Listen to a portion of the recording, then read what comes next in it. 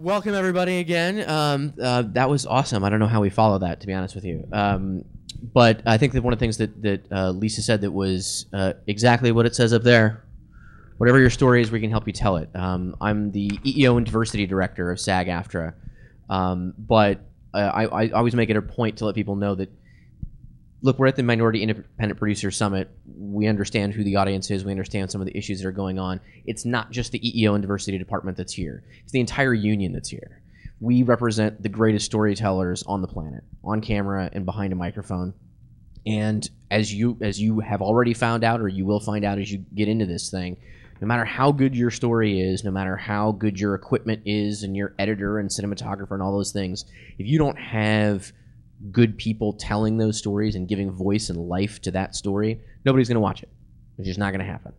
And the trick is often, how is it that you can translate the story you want to tell into something that people actually are going to be able to see? There are so many different ways to get your thing out there and for eyeballs to see it in modes of distribution, but how does it also then has to compete with all that stuff. So how do we make sure that happens? And we've got some experts to walk us through how that works.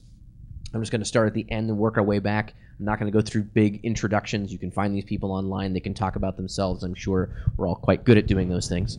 But starting down there in the end is Connor Mooney, our new media specialist, who knows all things new media, which at some point we're going to have to come up with a new name for that, right? Because it's here media, it's now media, it's old media, right?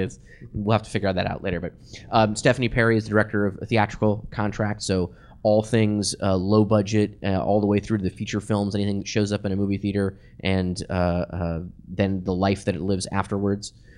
We have Michael SLADEK here, who is a filmmaker in his own right, but he's going to be wearing that hat as well as a representative of SAGindie, and he'll talk a little bit about the things that SAGindie does. And then we have two of your colleagues here, people who are doing this work, making this work. And the resemblance is there for a reason. They actually are brothers. It doesn't just work out that way. So we have RASHAAD Ernesto Green and his brother REINALDO, Ray, right? Producers and directors and storytellers in their own right. And we wanted to make sure that you heard from people who've actually gone through this and not just my own particular sales pitch. I'll start with this thing before we get started. We're going to walk you through sort of the script-to-screen process and every way that the union can participate as a partner in that with you. But I just thought I'd give you, some context to what's going on. There's still work to be done. Obviously, I've got a copy here of this. Hopefully, a lot of people have seen this. This is called the Latino Media Gap. It's a Columbia University study that just came out. And on the cover, it's got a picture of a cartel gunman number 2, Officer Martinez, and Latino with a hot accent.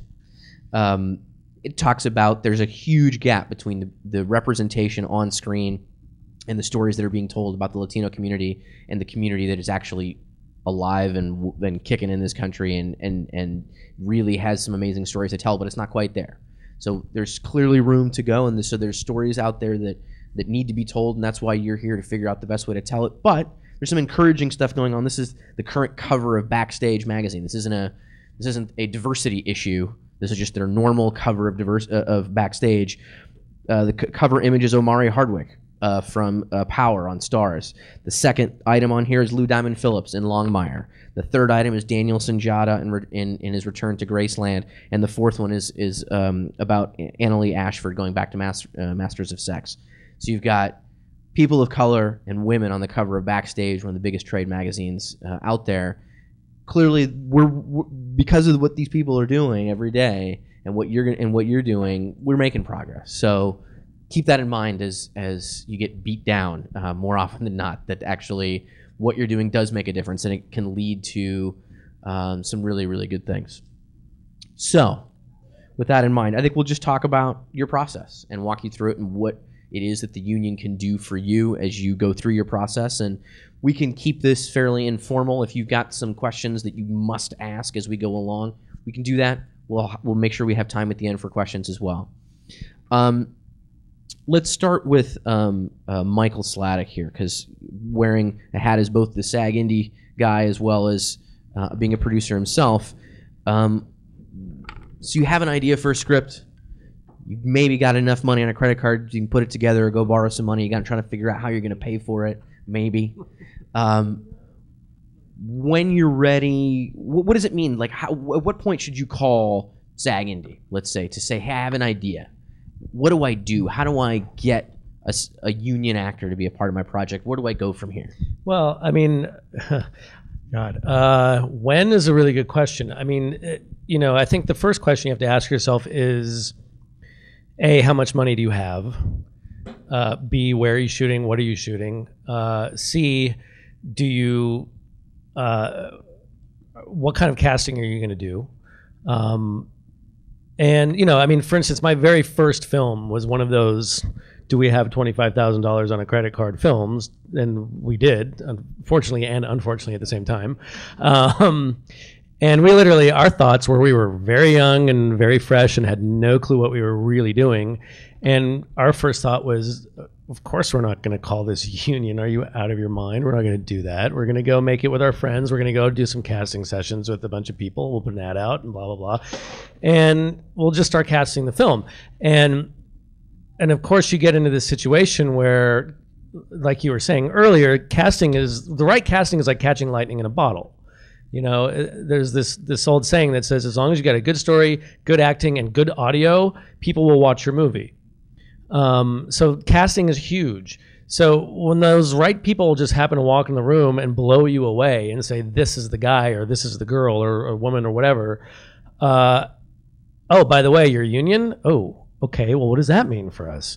I guess we have to look into this. And we did look into it, and we ended up going with a union contract. It was a very old contract. It was a long time ago that no longer exists. But in the end, we did it. And so there is that level of, you know, are you choosing to work union, or is your natural process choosing you? You know, is the union choosing you to work with because of the talent?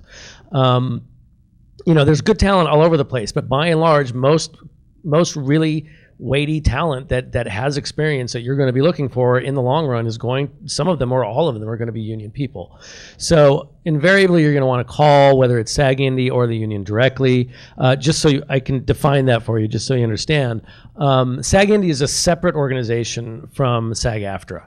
We are an organization that works with SAG-AFTRA, but what we do is we go out into the independent filmmaking, low-budget independent filmmaking community and help filmmakers, low-budget filmmakers, come back to the union to work with the actors. We encourage the process. We encourage a dialogue. We are there as sort of a buffer between filmmakers and the union in case there are any questions or concerns or mistakes or, you know, God forbid, broken rules or whatever. We serve as kind of as an in-between between you guys and the union. So you can call us. We can help you get through the process of going to the union, or you can call the union directly. And I mean, at the very least, you want to get in touch with these guys at least a month or two prior to starting your production to make sure everything's, you know, they have a lot of work to do.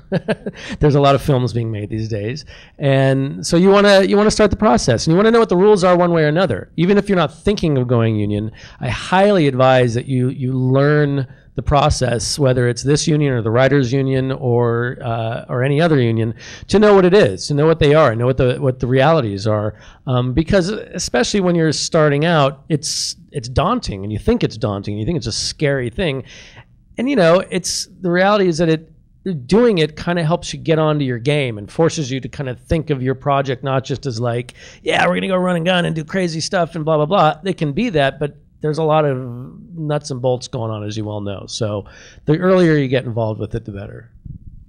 So RASHAAD, you are also a SAG-AFTRA member, is that right? Yeah.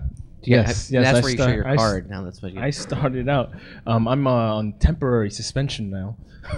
Well, that's because you're working too much on the other side. So you don't need. So you actually had a thing where, you know, it's like, you know what? I wanted you to tell this story about why it is you decided to start telling stories as opposed to going out and competing for the jobs to be in somebody else's.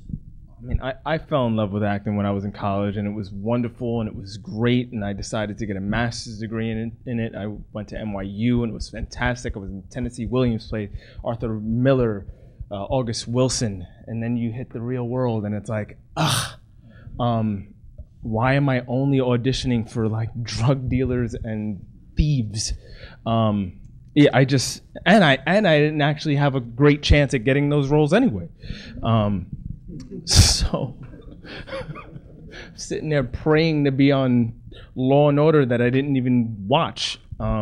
So yeah, it was just like it was a little frustrating. It was a little frustrating. I had a great couple of years in theater, but when I looked down the road and I said, wanted to do more important and work that would be seen by more people, I decided that the best path to doing that would be for me to jump behind the camera and write and direct the stories myself. So I went back to school, back to NYU, to train myself as a filmmaker, to do that. And your was it your thesis film? Was it a short, right? That you thesis film was Gun Hill Road. Your thesis film was Gun Hill Road. Yeah. So he made this little movie called Gun Hill Road. I don't know if you guys have seen this. They saw it at Sundance, kind of liked it. You came to the union as a union member yourself. You knew that in order to get this thing done, you needed to make sure you had experienced, talented people to tell that really difficult story. Mm-hmm. And you had a conversation with the union about how you could make that possible. Yeah. So even before that, from the very first short film, was a 4-minute black and white film. Every film I had made up until Gun Hill Road was a union project. Well, at least we got a SAG student film, sure. Student film shoot, whatever is it a waiver or it's a contract that we have. And we're going to talk to the experts about all those things. But yeah, so even as a short film, every single short film that I made during my time at NYU, I had SAG actors in it. It's just because I was an actor before, I had relationships with actors in the industry, and anybody with any sort of experience or training usually get a chance to earn their SAG card or equity card or whatever have you. They're professionals, and if you have professionals in your films, they usually are better than when you don't. Well, time is money, right? I mean, in the most basic level, I mean, forget whether or not people will actually react to your project. If you have to do that thing 4 times as opposed to getting it right the first time, you're now cutting into your budget. You're now messing with your money, right? Yeah, and that's not to say that I don't use non-actors in my film. I do. Sure, I do. But I think having a balance has worked best for me. And with Gun Hill Road, one of the main characters actually was someone who's never acted before, but she got to be a SAG candidate as a result of being in the film. But yeah, I came to you and I asked you, how do I get to Esai Morales? And I think you would, I wrote this film with him in mind. It's this small film, and you smiled and said, I said we can make that happen. That's what I said. So eventually we got it into his hands, and he jumped on board, and we raised the money, and we had the SAG rep come through set and make sure that we were doing things correctly. But yeah, in the end of the day, I would have done it. If we didn't have any money, I would have done it. Without any union actors on my credit card, etc. But I'm so happy that I got the opportunity to work with professionals and get enough money in order to actually pay them. Of course, there are incentives for working with minority cast and crew. The low budget, there's a low budget, the ultra low budget, the modified. Well, yeah, it's a good transition. I mean, I think so. Stephanie, we'll start with you, and then go to Connor to talk about. And you talked about short films. You talked about feature length. I mean, the idea is that the union has found ways to make sure that if people want to do this work, that they can, and there's going to be a contract that's going to fit whatever budget level you're looking at, whatever destination you have for your video game, web series, whatever it might be. There's a way for professionals to work on those projects. So, Stephanie, can you talk us through sort of how that works? If somebody, with Michael, had said, okay, once you have an inkling of, I kind of have an idea of how much money I've got, I kind of know what kind of screen I want it to be on at some point, when they pick up the phone and call you and say, hey, what do I do? Right. You then jump in and... At that point, you ask to speak to me or any of the business reps on our staff, and we want to know about your project. We want to know about the final running time, the budget that you have. And we offer a variety of independent low-budget agreements, ranging from student agreements to our short film contract, which have deferred compensation, to an ultra-low budget contract for features that has a very reduced daily rate attached to it. Then we have a modified and a low budget agreement, which has great incentives, specifically the diversity and casting incentive, that when you actually hire performers from protected groups of class, women, performers with disability, minorities, and also 20% of your total shoot days are cast with performers of color. You're able to stay within those low budget agreements, but have your budget actually raised. We also have a background casting incentive. So a lot of producers are usually very surprised at the variety of low budget contracts we offer and how really workable they all are.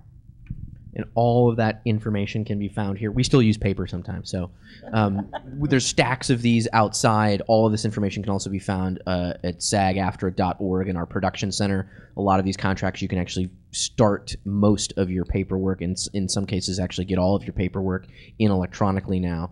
But the rates and these incentives and the specifics for those low budget and short film agreements are all in here. It's a great place to start. And Connor, again, media other than films, things that end up on my phone, and other screens. They can talk to us about that too, right? Oh yeah, absolutely. The new media agreement, what that covers is any entertainment that's being made for the internet or mobile devices. We separate those out because some mobile devices have kind of an internal network that isn't technically the internet. So we make sure we cover that. Oh right, like your Vcast things on your... Exactly. I'm not endorsing anything, by the way. I'm just trying to point out. So we would also describe that as a low-budget contract because there are really no set rates for performers under the new media agreement. If you're looking to hire a SAG-AFTRA member for entertainment that you're creating for the web, then the new media contract would be the best contract for you, and the rates are completely negotiable so long as you're staying within your state labor laws. That's not our requirement. I'm just advising you. Always pay attention to your state labor laws. It's one thing for me to file a claim. It's another one for the state to file a claim. A lot of other working conditions are also negotiable. You have hours in the workday, overtime, travel compensations, all negotiable between the producer and performer because we cover productions that are $0 30-second comedy spots that you're doing with your friend in your apartment. All the way up through 4-hour-long documentaries or full TV budget made for Netflix shows or made for Amazon shows. We cover it all. And so there really is no restriction in what you can do for the new media agreement so long as you're making it for the internet or mobile devices. And I'm seeing a lot of performers from these protected groups take advantage of that purely for one of the reasons you were describing, your frustration of being a performer, not getting the roles that you wanted, perhaps because you just didn't have the visibility to show to people to get the roles. You have a face and you have a skill, but how do people know you outside of the audition to want to bring you in? So a lot of people are making their own low-budget web series or web shorts in order to feature themselves in a piece that they want to tell, and that'll be their calling card for either auditioning as a performer or to make the transition to something like you did, into more of a filmmaking role. So the new media agreement is becoming a huge player in that space. Simply, another reason is the exhibition is free. You don't have to pay all of this mission cost for film festivals. You have direct link to your audience. Just a matter of editing, uploading, and you have an audience. It's built in. Just to add, just when especially everybody in this room, when we turn on a television, we don't see images that represent us out there as much as we should.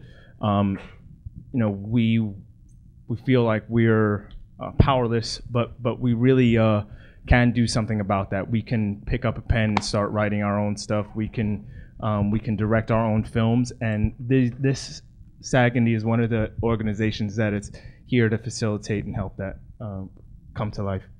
That's right. I mean, the traditional gatekeepers, I mean, you all shouldn't probably well know this, but the studios and networks and these powers that be, that they're the ones that control what it is that everybody gets to see. Sure, that still happens, and these people still have a lot of the money to put behind it, but it has eliminated so many of the barriers with the technology that we have, not only to be able to, go record something on my phone and send it out to an audience on that same phone and edit it and put it together and those kinds of things, that there's really no limit to what it is that can be done. But I think that what's still necessary is the expertise. What's still necessary is you need to have a compelling story to tell. And I think that one of the things that is, you can look at the sort of pain in the ass nature that you might think that the unions have. It's a really important thing that RASHAAD said, that it's a skill. Then Michael said as well, it's once you start working with the PGA, the DGA, the WGA, and SAG-AFTRA, and you get a sense of what that means, you now have a skill set that somebody somewhere will want to employ. And Ray, as a producer yourself and who's sort of been in this thing, I imagine that you've come across instances where having to wade through all the paperwork way back when has really served you well moving forward and being able to present yourself as somebody who really knows what they're doing. As Lisa had said before, you got to be prepared. Absolutely. I mean, like you said, all the stuff is on the website, and I think if you've never worked with the organization, it's really going to the website, perusing, and seeing all the options that actually are available to you, and not be so frightened by the process. Because I think once you understand the process and understand all of the options that are available to you, it's like healthcare. It's like, which one? And all these options, I don't know, and forget it. I'm just going to kind of forego that process. But once you understand it and realize that it's actually not as difficult, and it legitimizes your project, that you actually now have it provides protections for you as well, and your actors. So it also puts your production on a certain level and say, oh, okay, like, not only am I working with, sort of SAG actors, but we have, we have lunch at a certain time, and we should have lunch at a certain time, and there's overages for a reason.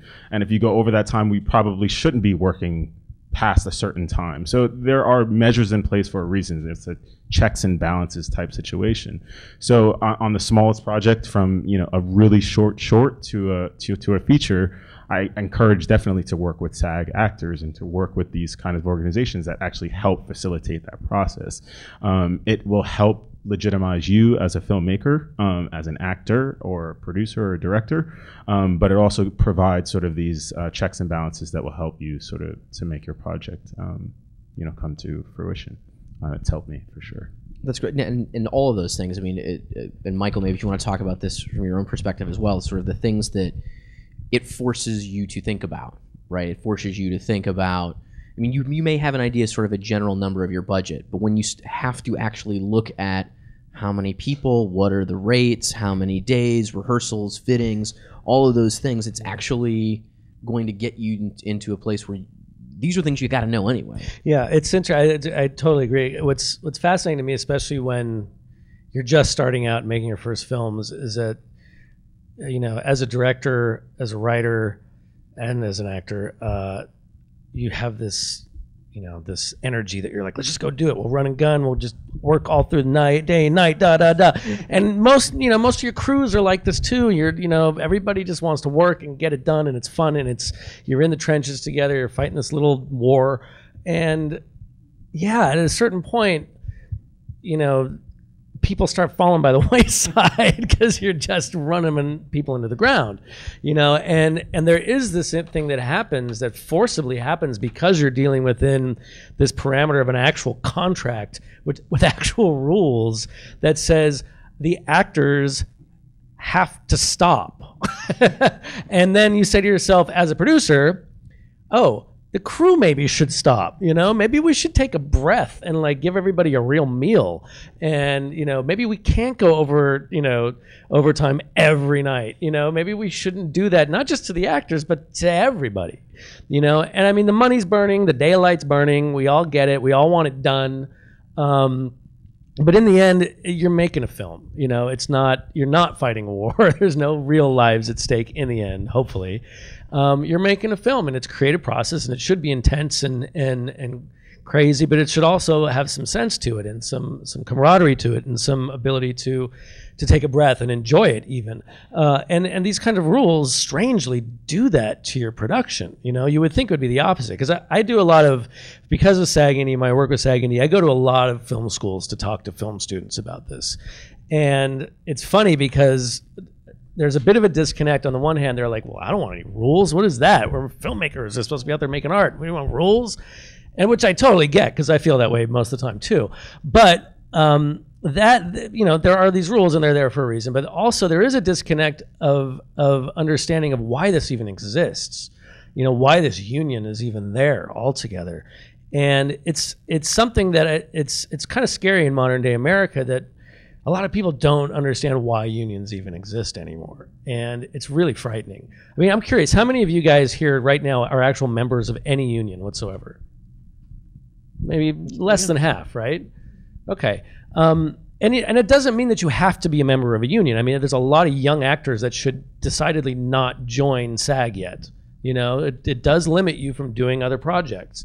So timing is everything with that regard. But SAG, you know, the important thing to remember about SAG, about the Writers Guild, about the Directors Guild, et cetera, is that it's the members, it's the artists that are making up these rules, right? They're all sitting down together in a room and saying, here's how we want to work. And we do want to work. We're not saying to the world, you know, it's our way or the our way or the highway. It's we want to work, but there's some rules that we have to follow, because in the old days, back in the studio system, everything was abused. Everything was abused. You know, you could be famous one day and totally out of work the next day, but still under contract, you know, and not be able to make any movies. You could have not slept with the right producer and you're done. You know, they could work you through meals, they could rule your entire life, and you know, but at a certain point, a bunch of actors got together and said, we're done with this. We're not doing this anymore, and you have to deal with us. So to keep that in mind is really important as you go forward, that it's not just some monolithic, you know, government that's coming to tell you how to work with actors. It's the actors. And then they hire folks to help them with this process, you know, and that's what it is. So, you know. And in addition to all of the rules that we offer, Stephanie and Connor, can you talk to people about the resources that we offer filmmakers and people that, because beyond all the structure that provides, which is tremendous,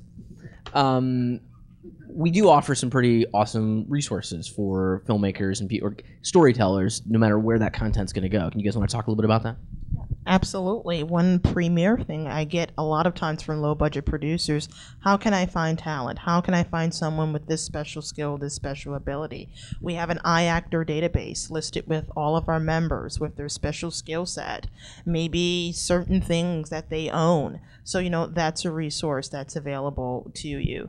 We also have the affirmative action department. If you're looking to cast a certain type of person and you start to go, I'm just hitting the wall, I don't know anyone who has this person. You know, a lot of times I work in conjunction with Adam's department and say, let's talk, let's find out what it is that you need. I think that's often the biggest misconception about the union. There's a fear attached with it. It's the unknown. I've heard stories. I can't tell you how many producers I've worked with or have had them work with my staff, and after the process they called me up and they said, you know what, Stephanie?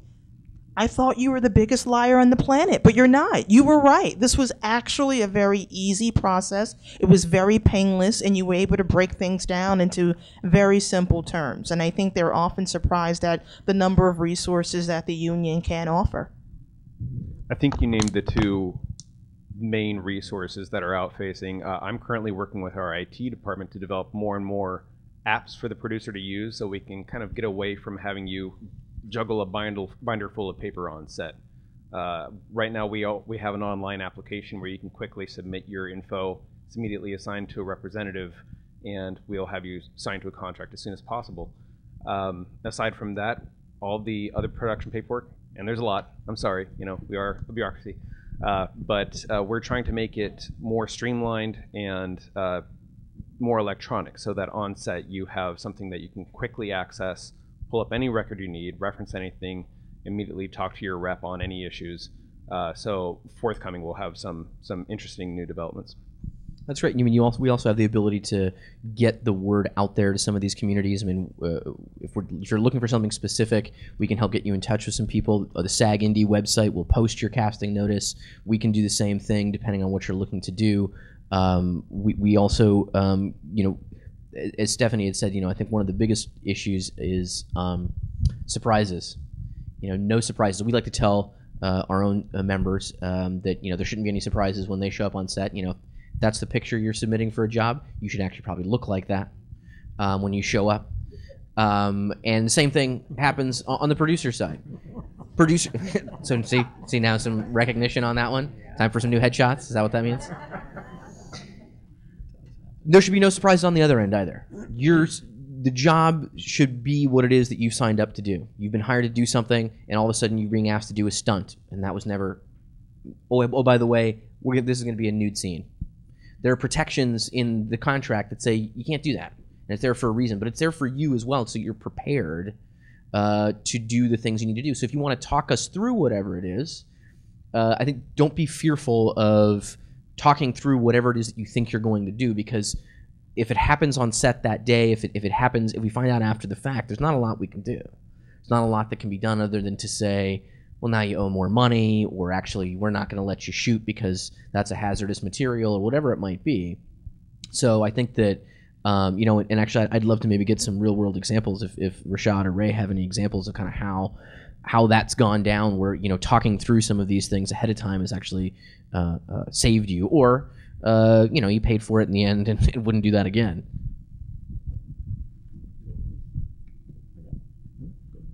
I go to NYU Graduate Film School, and I was producing a project from a classmate, and he had a non-actor as his lead, and we had sort of planned, it was a non-sort of SAG film, and he lost his actor sort of last minute, and the only other person that we could find was a SAG actor, and it was like the day before we were getting ready to shoot, and I'm like, well, how do we do that? I mean, what do we do? We're supposed to be on the site a month ago, and we're going to be in big trouble if we use this guy.